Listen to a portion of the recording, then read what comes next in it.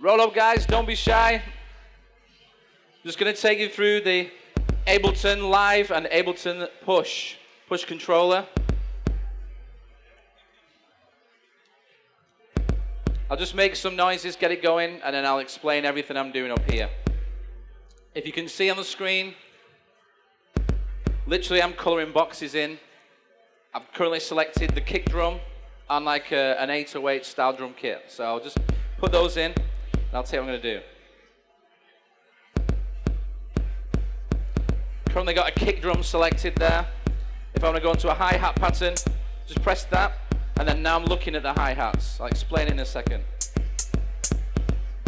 So I can color the boxes in. Any pattern you want. Put a kick or clap there. Put it on this here. I'm going to put the clap there and there.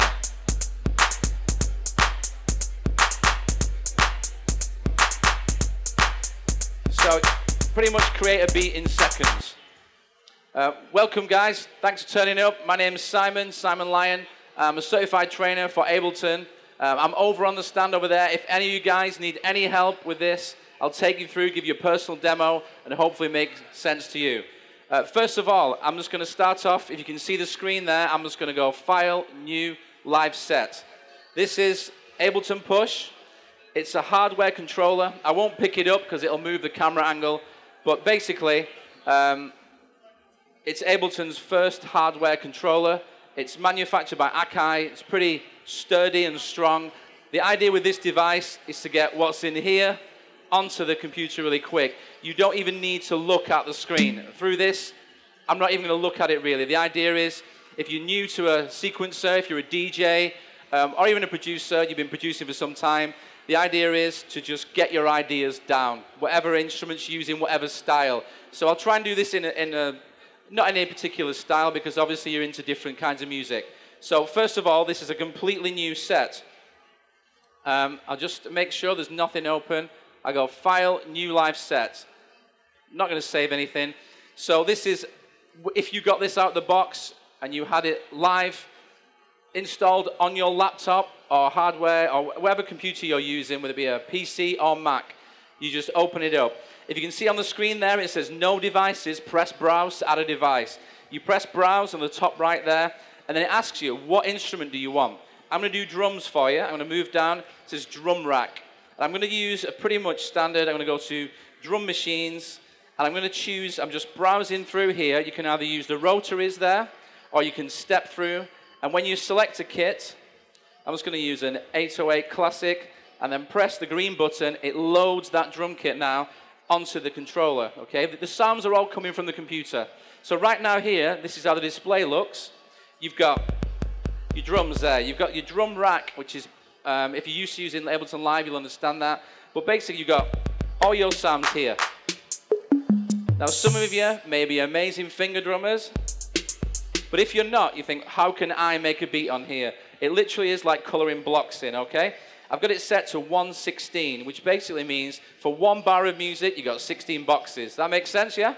So if I just select this one, whatever is blue is the drum you're going to use. So in this case, kick drum. So I'm going to hit the first beat there. Now, I've got a metronome. If I press this there, you can hear the click, yeah?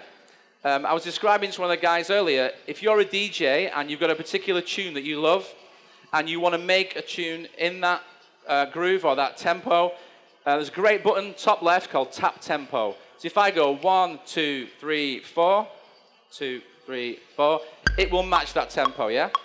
So that works if you've tried something and you want to just push the tempo a little bit more or match it, button up there. So I'll take the metronome off for now. There's my kick. If I want 4 kicks in a bar, I'm literally going to draw those in. And there you can see where the kicks lie, yeah? If I want to vary that, you can do that. You literally color in. Can you see how the boxes work? So once you've been using this for a few minutes, you can see how that works.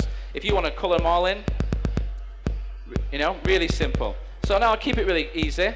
That's just a kick pattern. What I'm going to do now is a button down here called duplicate. What I'm going to do is build up a few layers of drums. So there's really simple kick, and then I just want to do just a clap, yeah? If I press record, it lights up red, and I can just play this in. So if I just go, now if I did that wrong, you've got a quantize button, which will correct your timing to the nearest box. It wasn't too bad anyway, so it's in time. So I'm going to duplicate that one, and then I'm now going to put a hi-hat pattern in. So you're all going to be into different styles of music. You might have different hi-hat patterns. You can either play it in, or you can draw it in. Yeah? Or we also have a button called repeat. Now you may like this because it's like the old Akai MPCs and that kind of idea. It's currently set to 8. If I hold this now, it'll go 1 and 2 and 3 and 4 and. If I press 16, the great thing about the push is it's velocity sensitive. So like the Newmark guy was demoing then, you can press the buttons, and the harder you push them, the more velocity. Like a real drummer would hit certain drums harder, so you get a nice human feel. So if I press play there now, if I press record, I can sort of lean into the button and get a groove going. So if I just let this go now, I can see there I've got 1, 2, 3, 4. So that copies my pattern there. There it is. If you can see the different colored lights, that's the harder I pressed it. If you want to make one a little bit stronger, you just pick one there, hold it down, and the velocity, or how hard I pressed it, I can just turn that one up, and it goes a darker blue. So you can sort of put a groove into your hi-hats. All makes sense, yeah? Okay, so that's basic idea, really simple. What I've got, I told you before, I was copying and duplicating. If you've seen the screen of Ableton Live there, you can actually see the patterns there. If I press my session button here, it shows me a representation of what you can see on the screen. I vowed I wouldn't look at the screen, so it's up there. And what it is, you've got these 3 patterns now. If I press pattern 1, it's playing just that kick drum from before, yeah?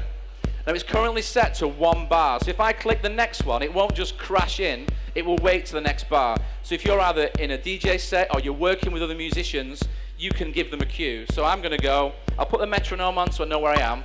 So there's 1, 3, 4, so 1, 2, 3, 4, and then it comes in with my clap, yeah? So you basically can't drop it in wrong. You can turn it off if you want to. If you're doing some really, you know, crazy like hip hop thing, that's fine. So press the next one, it will drop the hi-hats in. So 1, 2, 3, 4, and it's in. I did it on beat then. So you get the idea, yeah? You're all thinking, okay, that's great, I've got some drums, but I need more instruments. So straight away, all I need to do, there's a button on my right here that says Add Track. I press Add Track. On the controller here, it's asking me what kind of instrument you want to use. So I've got Instrument Rack, and all these sounds that I'm currently using are part of the Ableton Live 9 suite, which is the full version. If you come to see me on the stand over there, you can take a disc home with fully functional demo for 30 days. So you can try all these sounds out, decide where you want to come in at this, but even the basic version comes with just the push controller. So I'm selecting this sound, I'm going to choose bass. I'll keep it really simple, you're all probably into different styles, so I'm just going to go Instrument Rack, select bass, scroll down, and I'm going to use like a sort of electric bass that's been sampled. It just gives me the chance to show you what you could do. You may all have different styles of bass, so I'll just go this one. This one's called a Bofner, which is like a Hofner, you know, sort of thing. So what I've got now, if I go back to, the display actually changes on here now. If I press note there, you can see, now the blue squares represent C. So if you've ever played on a keyboard or a MIDI keyboard or a piano, all the white notes make a C major scale. So I've got, you all knew that, yeah? So the great thing about push is if you're a DJ and you're looking at Traktor or Serato and it tells you what key you're playing in. So most dance music, probably going to be in a minor key, unless back in the happy hardcore days, you know, nice and happy. So we're going to go to minor, and I'm going to select minor and then E minor. You can do some crazy scales on here, get some brilliant music. If you're into experimenting, this is what you need to do. So I've chosen E as my root note, so all the blue ones now. It's all E now, which is kind of like a bass guitar. And I'm going to drop the octave, so I've got... Okay? So now, if I go out of browse, I can look at my drums. If I press play, I've still got my drums there. and then I can jam along and play a bass line. Now, I'm presuming all of you can count to 4, yeah? That's all I'm doing. Left finger, I'm going. Easy, yeah? That's just really simple. I can just experiment. And like I said before, you can't play a wrong note there. So you don't have to be worried about if I'm playing a wrong note. You just need to think what rhythm I'm going to play. And just like before with the drums, I can play like this individually, or I can press repeat. And what it will do then is just like before, it will go, that's 1 and 2 and 3. You can also do a pitch shift there, sort of thing. Or I can go 16th notes.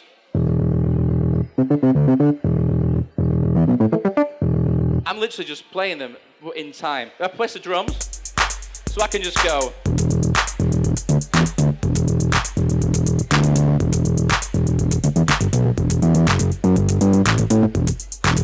Whatever you want, yeah?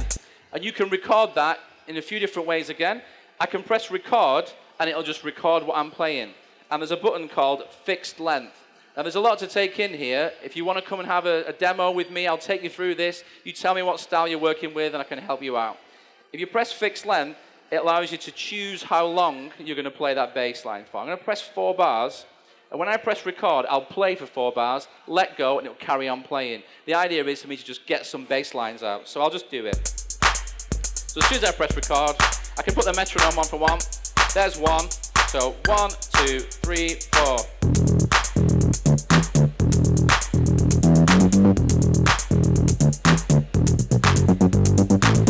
And then it'll carry on playing.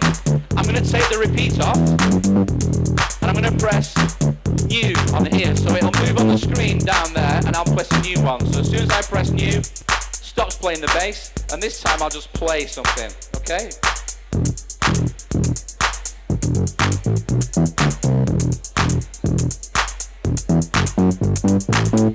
And it carries on playing.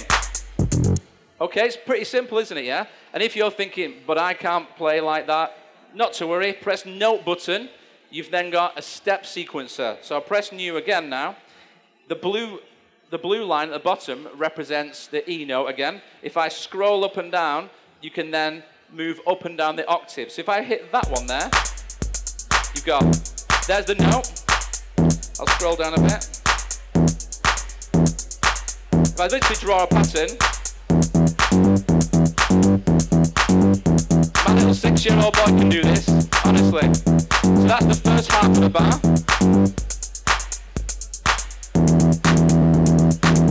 So that's the first half of the bar. And then at the top here, you've got filters. Allows me to control the instrument on there.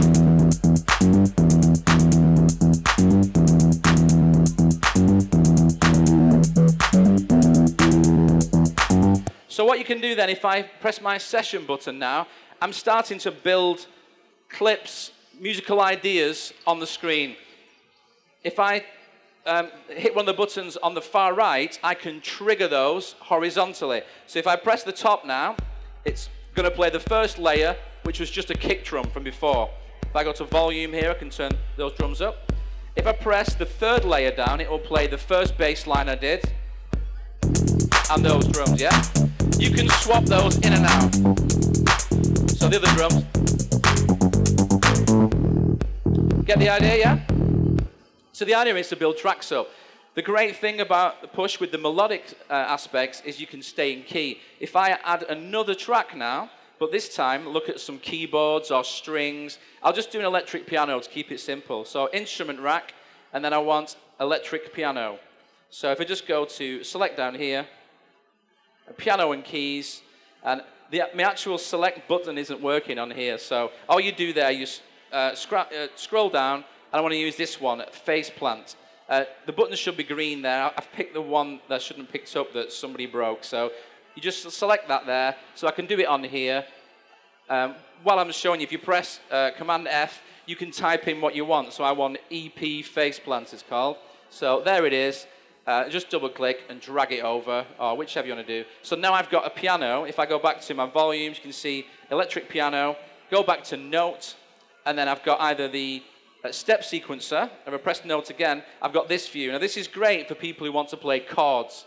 I'm in the key of E minor now. So if I press that, that's an E. And if I press that one there, now that's an E minor chord. It doesn't matter what key it's in, it's called a triad, it's a 3-note chord. So basically I can play all the chords in that key with 3 fingers. And if I move up, 3 fingers. So, it's just a quick jam. If I go back to this, go back to the session, get my drums in as well. Simple bass line. There you go. Oh, not that one. That'll do. So back to my note mode. Select the instrument. So you can go.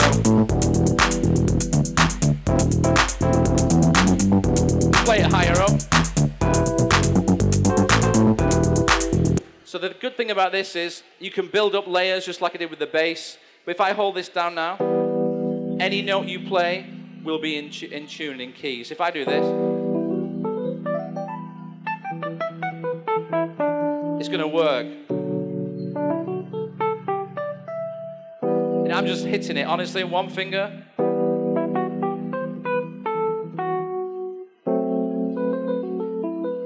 So you can really start to get some melodies going. I really suggest come and try it for yourselves. Ask me lots of questions. There's so much you can do with this. 20 minutes really isn't enough, but 20 minutes is enough for you to play and get a feel and create something new. So thanks for listening, guys. I'm Simon. If you want any help, do come and see me. If you're interested in buying a push today, the West End DJ guys opposite us, Ableton over there, you can get a deal off them. This is David, head of marketing for Ableton. Get your bag. Come and speak to us about making some music. Thanks for listening, guys. Cheers.